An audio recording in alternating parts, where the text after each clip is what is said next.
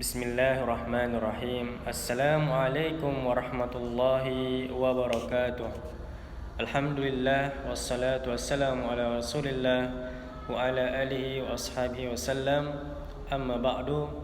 Baiklah anak-anakku kelas 5B yang semoga Allah Subhanahu wa taala menjaga kalian dan keluarga kalian di rumah. Insyaallah pada hari ini kita akan melanjutkan pelajaran kita, yaitu tema 6 subtema 2 pembelajaran yang kelima, muatannya yaitu IPA dan bahasa Indonesia. Baik, insyaallah pada hari ini kita akan membahas yang pertama adalah muatan IPA. Baiklah semua, kalian perhatikan di dalam gambar ya, anakku semua kelas 5B. Jadi ini adalah ada kegiatan kemah ya. Pernahkah kalian mengikuti kemah pada kegiatan pramuka? Baiklah, kalian bisa perhatikan di dalam gambar tersebut ada sekumpulan anak yang sedang membuat api unggun. Kemudian mereka mengatakan, ternyata udara di sini saat malam hari cukup dingin ya. Beruntung ada api unggun sehingga kita bisa menghangatkan tubuh kita. Berada di dekat api unggun itu dapat menghangatkan tubuh kita. Tahukah kalian mengapa hal tersebut dapat terjadi? Tubuh kita terasa hangat saat di dekat api unggun karena adanya perpindahan panas secara radiasi. Contoh peristiwa perpindahan panas secara radiasi adalah yang pertama, ketika kita berada di dekat kompor ya, tubuh kita terasa hangat. Kemudian yang kedua, ketika kita berada di dekat api unggun terasa hangat ya. Kemudian panas matahari juga dapat terasa sampai ke bumi ya. Contohnya misalkan ketika sedang menjemur pakaian atau berada di terik matahari ya, panas terik matahari itu tubuh kita akan terasa hangat.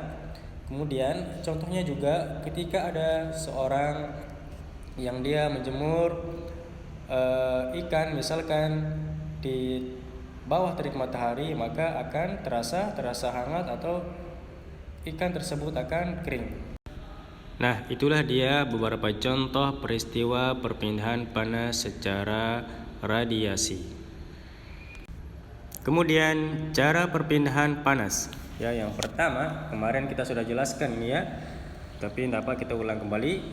Yang pertama adalah konduksi ya, tanpa disertai perpindahan zat perantara. Kemudian konveksi adalah yaitu disertai perpindahan zat perantara. Nah, ini yang kita bahas sekarang yaitu radiasi, yaitu tanpa zat perantara. Nah, selanjutnya anak-anakku semua kelas 5B, kita akan masuk ke muatan bahasa Indonesia ya. Di sini ada sebuah teks ya. Kemudian teks ini kita akan cermati. Ini pelajaran tentang bahasa Indonesia, yaitu kita mengamati tentang informasi dari teks tersebut ya. Bacalah teks di bawah ini dengan cermat.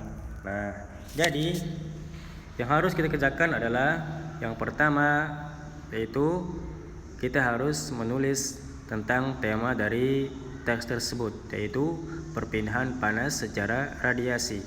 Nah, kemudian informasi penting paragraf yang pertama dari teks tersebut adalah di paragraf yang pertama, yaitu radiasi adalah perpindahan panas secara pancaran tanpa zat perantara. Kemudian informasi penting dari paragraf yang kedua adalah panas matahari dapat terasa di bumi karena perpindahan panas secara radiasi. Kemudian informasi penting dari paragraf yang ketiga adalah menjemur pakaian dan tubuh terasa hangat dekat api unggun adalah contoh peristiwa radiasi. Baiklah, semoga yang sedikit ini bisa bermanfaat. Wassallallahu ala nabiyyina Muhammad wa ala alihi wa ashabihi wasallam. Subhanakallahumma wa bihamdika asyhadu an la ilaha illa anta astaghfiruka wa atubu ilaika. Assalamualaikum warahmatullahi wabarakatuh.